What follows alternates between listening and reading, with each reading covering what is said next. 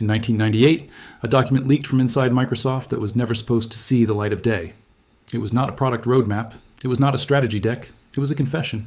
Written by a Microsoft engineer, it admitted in plain corporate English what the most powerful software company on earth had been denying for years. A free operating system built by volunteers with no budget and no board of directors was winning, and Microsoft knew it. 3 numbers tell you everything you need to know about how this story ends. 78% of the world's web-facing servers run Linux today. 100% of the world's top 500 supercomputers run Linux. And when Microsoft killed Windows 10 support in October 2025, over 780,000 users migrated to Linux in a single documented wave through just one distribution. But here is the part Microsoft never puts in the press releases. They did not just lose to Linux, they spent 30 years and hundreds of millions of dollars actively trying to destroy it. They leaked fear into boardrooms. They secretly funded a billion-dollar lawsuit. They paid hardware manufacturers to lock Linux off. Every new PC sold, their own CEO went on national television and called it a cancer. None of it worked. And the reason it did not work is the reason this story matters more than any corporate rivalry you have ever heard.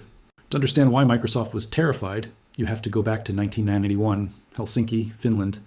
A 21-year-old computer science student named Linus Torvalds was frustrated. He had an Intel 80386 PC and he wanted a real operating system. Not MS-DOS, not the expensive Unix systems that only corporations could afford. So he built one himself. On August 25th, 1991, he posted a message to a Usenet news group that may be the most understated announcement in the history of technology. "I am doing a free operating system," he wrote. "Just a hobby. Won't be big and professional like GNU." He was wrong about that last part. By 1994, Linux 1.0 was released. By 1996, it was running web servers. By 1998, the same year that internal Microsoft memo leaked, Linux was powering the infrastructure of companies like Google, which had just been founded, and Amazon, which was 3 years old. This was not a hobby anymore, this was a movement. And it was free. Not free as in cheap. Free as in anyone could use it, modify it, distribute it, and build on it. No license. Fees. No vendor lock-in. No Microsoft tax. The business model that had made Bill Gates a billionaire, selling software licenses, was being challenged by something that cost nothing, and the people building it were not doing it for money. They were doing it because they believed software should belong to everyone. Microsoft had a $20 billion revenue machine. Linux had a Usenet post and a GPL license, and somehow Linux was winning. In October 1998, Eric S. Raymond, one of the most prominent voices in the open source world, received a leaked copy of a confidential Microsoft memo. He published it online with annotations. Microsoft confirmed it was real, then immediately tried to minimize it. They called it an engineering study, not official policy, just one engineer's opinion. That was not true. The Halloween documents, there were eventually 11 of them, laid out Microsoft's entire anti-Linux strategy in clinical detail. The plan had 3 pillars. First, FUD, fear, uncertainty, and doubt.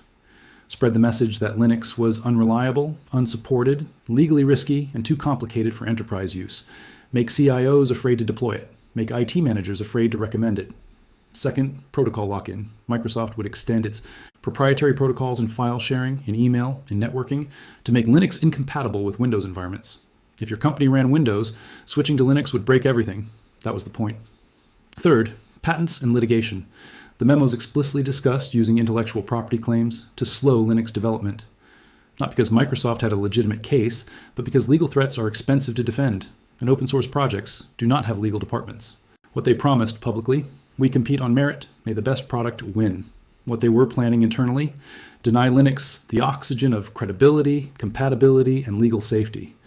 Microsoft's own engineers estimated in those same memos that Linux's total cost of ownership was lower than Windows in key enterprise scenarios, a finding they buried while publicly claiming the opposite. The FUD campaign worked for a while, but by 2003, Linux was growing faster than ever. Red Hat was a public company. IBM had invested $1 billion in Linux development. The enterprise world was moving. Microsoft needed a new weapon, so they found one, and they funded it in secret. In March 2003, a small Utah company called the SCO Group filed a $1 billion lawsuit against IBM. The claim was that IBM had illegally contributed SCO's proprietary Unix code into the Linux kernel. If SCO won, every company running Linux could be liable. The entire open source ecosystem was suddenly under legal threat. The Linux community smelled something wrong immediately. SCO had no real evidence. Their legal claims were thin, but they had money. Suddenly, mysteriously, a lot of it. Here is what we now know. In 2003, Microsoft purchased a Unix license from SCO for $16.5 million. For patents SCO did not actually own. Then in October 2003, a venture firm called Baystar Capital invested $50 million in SCO to fund the IBM lawsuit. Baystar's own spokesman later confirmed the investment came on Microsoft's direct introduction. A leaked SCO internal email alleged Microsoft had helped raise up to $86 million through Baystar and other channel. In 2006. Baystar's founder stated under oath that a Microsoft senior vice president had personally urged him to invest in SCO and promised to guarantee Baystar's investment against losses. The translation is simple. We cannot beat Linux in the market, so we will try to make it legally toxic. The SCO lawsuit dragged on for years. It terrified enterprise buyers. It created exactly the uncertainty Microsoft's Halloween documents had called for. And then in August 2007, a federal judge ruled that Novell, not SCO, owned the Unix copyrights SCO had been suing over. The entire case collapsed. SCO filed for bankruptcy the following month. Linux kept growing. While the lawyers were fighting, Microsoft's leadership was waging a very public campaign. In 2000, Steve Ballmer compared the open source movement to communism. A year later, in June 2001, he sat down with the Chicago Sun-Times and delivered the line that would follow him for the rest of his career. He called Linux a cancer that attaches itself in an intellectual property sense to everything it touches. This was not a slip. This was strategy. Ballmer was the most powerful voice in enterprise software, and he was telling every CIO in America that Linux was legally dangerous, ideologically radical, and not safe for their company. Imagine you're an IT director at a Fortune 500 company in 2002. You are considering Linux for your server infrastructure. You could save millions in licensing fees. Your engineers love it. But the CEO of Microsoft just called it a cancer on national television. Your board is nervous. Your legal team is nervous. You stick with Windows. Now multiply that fear by 10,000 companies. That was the plan. But Microsoft did not stop there. They went after the hardware. Internal Microsoft documents revealed the company had pressured Acer, one of the world's largest PC manufacturers, to abandon plans to pre-install Linux on netbooks. Microsoft offered Acer discounted Windows licenses in exchange for keeping Linux off their machines. The numbers tell the story plainly. In 2007, Linux had less than 1% desktop market share. Windows had 95%. Microsoft's OEM agreements covered over 90% of new PC sales. Linux was effectively locked out of the consumer market before users ever saw it. Here's the irony Microsoft never saw coming. Every weapon they used against Linux made Linux stronger. The FUD campaign forced the open source community to document everything, build enterprise support, structures, and create companies like Red Hat that could provide exactly the kind of corporate backing Microsoft said Linux lacked. The SCO lawsuit forced the Linux Foundation to create a legal defense fund and establish clear intellectual property provenance for every line of kernel code. The hardware lockout pushed Linux developers to build better drivers, better compatibility, and eventually a gaming platform that would crack the consumer market wide open. In 2009, Microsoft contributed more than 20,000 lines of code to the Linux kernel, Hyper-V drivers, submitted under the GPL license. By 2011, they were one of the top 5 corporate contributors to Linux, not because they wanted to be, because their Azure cloud platform was growing and customers were choosing Linux. Read that again. The company that called Linux a cancer was building its most profitable new business on top of it. The trajectory was relentless. By 2016, a third of Azure virtual machines ran Linux. By 2017, 40%. By 2019, Linux surpassed Windows on Azure entirely. Today, 66% of all customer cores on Azure run Linux, a statistic Microsoft publishes on its own blog. In 2016, Microsoft launched the Windows subsystem for Linux, putting a full Linux terminal inside Windows. In 2019, they upgraded to WSL2, running an actual Linux kernel inside Windows. That same year, Satya Nadella stood on stage and said, "Microsoft loves Linux." Steve Ballmer, the man who called Linux a cancer, recanted in 2016. "I now see open source as a force for good," he said. Microsoft spent 30 years trying to make Linux irrelevant. Instead, they made themselves dependent on it. October 14th, 2025. Microsoft ended support for Windows 10. Over 240 million PCs were suddenly running an unsupported operating system. Microsoft's solution was to buy a new computer that meets Windows 11's hardware requirements, including a TPM 2.0 chip that hundreds of millions of existing machines do not have, or pay for extended security. Updates. The Linux community had been waiting for this moment for years. One Linux distribution designed to look and feel like Windows surpassed 1 million downloads in just 5 weeks.